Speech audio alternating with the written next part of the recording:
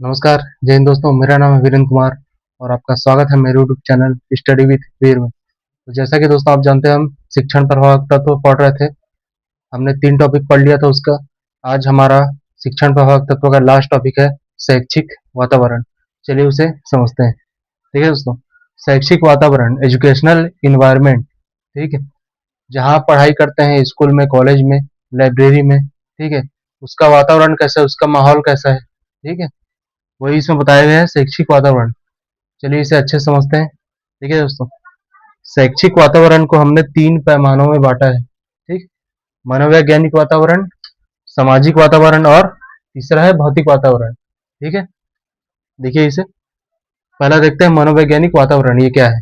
देखिए दोस्तों, कक्षा का वातावरण भयमुक्त होना चाहिए। ठीक, यदि छात्र शिक्षक से सवाल पूछने से डरेगा तो वह कभी भी नहीं सीख पाएगा।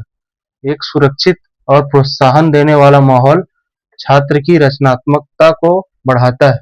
ठीक है, चलिए इसे समझते हैं। देखिए, कक्षा का वातावरण भयमुक्त होना चाहिए। ठीक है, शिक्षक और छात्र के बीच, ठीक है, किसी प्रकार का भय नहीं होना चाहिए। ठीक है, छात्र के अंदर यह भय नहीं होना चाहिए कि वो शिक्षक से सवाल पूछेगा तो शिक्षक उसे डांटेगा, चिल्लाएगा। ठीक है, वह स्वतंत्र होके, निश्चिंत होके शिक्षक से सवाल करे। ये क्या है? एक मनोवैज्ञानिक वातावरण। ठीक है दोस्तों, ये इसमें बताया गया है। देखिए, यदि छात्र शिक्षक से सवाल पूछने से डरेगा तो वह कभी नहीं सीख पाएगा। ठीक है, जब तक स्टूडेंट अपने टीचर से डाउट क्लियर नहीं करेगा, ठीक है, उसे अपने आंसर का, अपने क्वेश्चन का आंसर नहीं मिलेगा। ठीक है, तो इसे बताया गया है। देखिए, एक सुरक्षित और प्रोत्साहन देने वाला माहौल छात्र की रचनात्मकता को बढ़ाता है। ठीक है, अगर जो शिक्षक है वह छात्र को प्रोत्साहित करे, ठीक है, उसकी छोटी छोटी उपलब्धियों में उसे और प्रोत्साहन दे, ठीक है, उसका मनोबल बढ़ाए। ठीक है, क्या कहा है इसमें?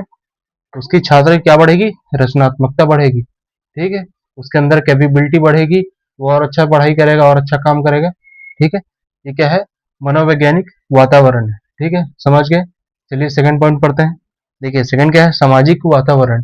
देखिए इसमें शिक्षक और छात्रों के बीच में संबंध मधुर और सम्मानजनक होने चाहिए। ठीक है, साथ ही कक्षा में सभी छात्रों के बीच समानता का भाव होना चाहिए, जिससे कोई भी छात्र खुद को अलग थलग महसूस ना करे। ठीक है, चलिए इसे समझते हैं। देखिए क्या बोला है? शिक्षक और छात्रों के बीच संबंध मधुर और सम्मानजनक होने चाहिए। ठीक है, शिक्षक और छात्र, ठीक है, जब तक एक दूसरे को सम्मान नहीं देंगे, उनके बीच रिश्ते मधुर नहीं होंगे। ठीक है, उनके अंदर डर रहेगा।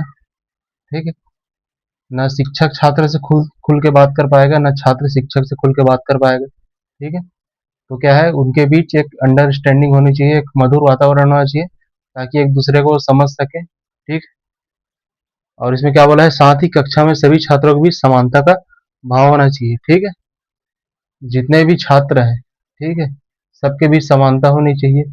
ठीक है, कोई किसी को अपने से बड़ा है, अपने से छोटा ना समझे। ठीक है, ये क्या है? टीचर की भी जिम्मेदारी है कि वह किसी भी छात्र को, ठीक है, छोटा मत समझे, या फिर किसी छात्र को पर्सनली मतलब बढ़ावा मत दे, ये सबसे अच्छा है। ठीक है, वो सबको साथ में लेकर चले। जब तक वो साथ में लेकर सबको नहीं चलेगा, सबका विकास नहीं होगा। ठीक है, उनकी मानसिकता ठीक नहीं होगी। ठीक है, वही इसमें कहा गया है सामाजिक वातावरण। ठीक है, ताकि छात्र खुद को अलग थलग महसूस न करे। समझ गए?